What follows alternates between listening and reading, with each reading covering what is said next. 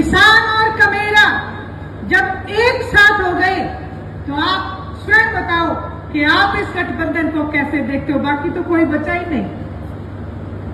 जहां विपक्ष के कई नेता बात करते हैं और कहते हैं कि इंडियन नेशनल लोकदल और बीएसपी तो जीरो पार्टियां हैं, मैं आज इस मंच के माध्यम से उनको जवाब देना चाहती हूं। शायद उनको जीरो की ताकत का अंदाजा नहीं कि जीरो में कितनी ताकत होती है। किसी एक के पीछे लग जाए तो उसकी कीमत बढ़ा देती है। आदरणीय अभय सिंह जी चौटाला के साथ आज इनेलो और बसपा जब 2 जीरो पीछे लग गई तो आप ये सोचो, हरियाणा विधानसभा में तो 90 ही विधानसभा है, अगर 100 होती तो 100 पे भी इनेलो बसपा गठबंधन भारी पड़ता नजर आता। आज 2 पार्टियां भारतीय जनता पार्टी और कांग्रेस एक खेल हरियाणा प्रदेश में खेल रही है। हिसाब मांगो, एक हिसाब देने की बात कर रहे हैं, एक हिसाब लेने की बात कर रहे हैं। मैं दोनों ही दलों को एक बात कहना चाहती हूं कि जनता के बीच में हिसाब दिया जाता है, लिया नहीं जाता। हिसाब मांगने की जगह विधानसभा और लोकसभा होती है। इस मंच के माध्यम से मैं कांग्रेस के विपक्ष के नेता भूपेंद्र सिंह जी हुड्डा को एक बात कहना चाहती हूं कि 5 साल तक हरियाणा विधानसभा में जब अभय सिंह जी चौटाला भारतीय जनता पार्टी से लोगों का हिसाब मांगते थे, महिलाओं का हिसाब मांगते थे, युवाओं का हिसाब मांगते थे, किसान का हिसाब मांगते थे, तो भूपेंद्र सिंह जी हुड्डा शेर और शायरी करते थे और चुटकुला गोष्ठी करते थे। आज हमें इस बात को सोचना चाहिए। आज अगर किसान के बही खाते में किसान आंदोलन के समय न केवल हरियाणा बल्कि पूरे हिंदुस्तान के किसानों के बही खाते में अगर कोई हिसाब मांगने का नाम आता है तो वो केवल एक ही नाम है, आदरणीय अभय सिंह चौटाला। किसान आंदोलन में जो इस्तीफा दिया, असली हकदार मैं आपसे पूछना चाहती हूं, क्या अभय सिंह चौटाला नहीं है? है कि नहीं? आप हाथ खड़े करके बताओ। मेरे सारे भाई, मेरी सारी बहनें यहां बैठे हो, आपने 750 किसानों की शहादत आंखों से देखी है। आपने क्लर्क पिटते देखे हैं, मास्टर पिटते देखे हैं। उस समय ये जो आज कांग्रेस पार्टी हिसाब मांगने निकली है सिर्फ चुनावों को देख के, उस समय ये हिसाब लेने वाले कहां दुबक के बैठे थे।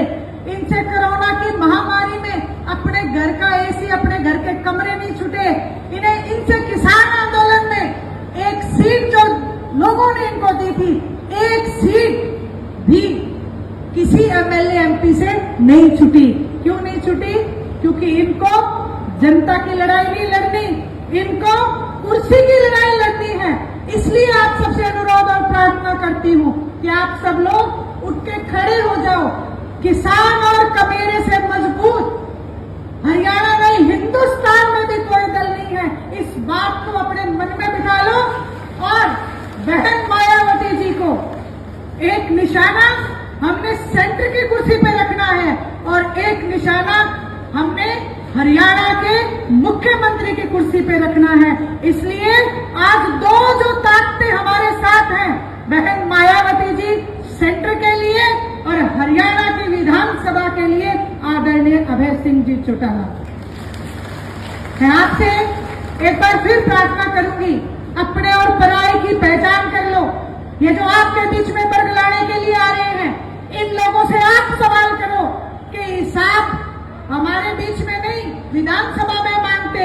और हिसाब आप क्या मांगोगे? आप पहले अपना 10 साल का पिछला हिसाब क्लियर करो, फिर भारतीय जनता पार्टी से कहो कि आप अपने 10 साल का हिसाब क्लियर करो, उसके बाद जनता के बीच में जाने का हक रखते हैं। अगर यहाँ पे आज तक इतिहास में हिसाब देने का काम अगर किसी मुख्यमंत्री ने किया तो केवल एक ही मुख्यमंत्री हुए हैं हरियाणा प्रदेश के आदरणीय चौधरी ओम प्रकाश जी चौटाला। जिस समय वह मुख्यमंत्री थे, गांव की एक एक चौपाल पे जाके उन्होंने हिसाब देने की बात करी है, हिसाब देने का काम किया है। और उनके भाषण में मुख्य रूप से एक बात रहती थी कि सरकार का खजाना लबालब भरा है, और गांव के मुखिया से कहते थे कि अपने गांव के विकास के लिए मांगो, क्या मांगना चाहते हो। गांव के बच्चों को कहते थे, पढ़े लिखे युवाओं, आप अपना आवेदन पत्र दो, कोई भी युवा बेरोजगार नहीं बचना चाहिए। ये उनका एजेंडा था।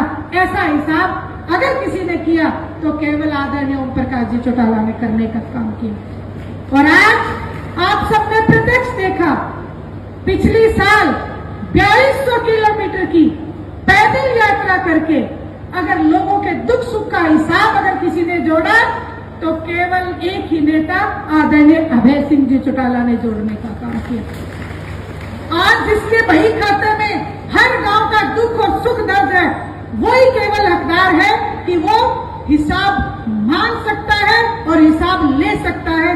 5 साल तक विधानसभा में हिसाब लेने का काम किया, हर वर्ग को ध्यान में रख के बात उठाने का काम किया। मैं तो आपसे यही कहूंगी कि आप सब लोग इकट्ठे होके गांव-गांव तक डोर टू डोर चले जाओ। हमारे पास कोई साधनों की बात नहीं है, क्योंकि हमारी लड़ाई सरमाएदारों के साथ है, पूंजीपतियों के साथ है। इसलिए हमने तो अपनी 11 नंबर गाड़ी, यानी कि हमारे 2 पांव इस गाड़ी से चलना है और गांव-गांव डोर टू डोर जाके बूथ जाके दोनों पार्टियों को मजबूत बनाना है। इनेलो बसपा गठबंधन की वो ताकत हरियाणा विधानसभा के चुनाव में दिखानी है, जो आज लोग घमंड में चूर होके नेता जो मन से बात करते हैं उनके मुंह को बंद करने का काम अगर कोई कर सकता है तो मेरे सामने बैठे आप सभी कार्यकर्ता कर सकते हैं। और आप सब लोग यहाँ पे आए और मुझे मन से बोलने का मौका दिया। मैं सभी सीनियर नेताओं का बहुत बहुत धन्यवाद करती हूँ, अभिनंदन करती हूँ। एक बात मैं भाई साहब से जरूर कहना चाहती हूँ कि मैं जब सरपंच आंदोलनरत थे तो मैं जींद कोर्ट में गई थी, तो हमारे बीएसपी के वकील साहब और बीएसपी के जिला अध्यक्ष दोनों मेरे पास आए और मुझसे कहने लगे कि बहन जी, आप और हम एक हैं और एक ही रहना चाहते हैं, कैसे न कैसे करके ये गठबंधन उड़ाना चाहिए। मैं इन दोनों को बधाई देना चाहती हूँ कि आज इनकी जो सोची हुई मंशा है वो पूरी हुई। आप सबने मेरी बात सुनी, आप सबका बहुत बहुत धन्यवाद। आभार।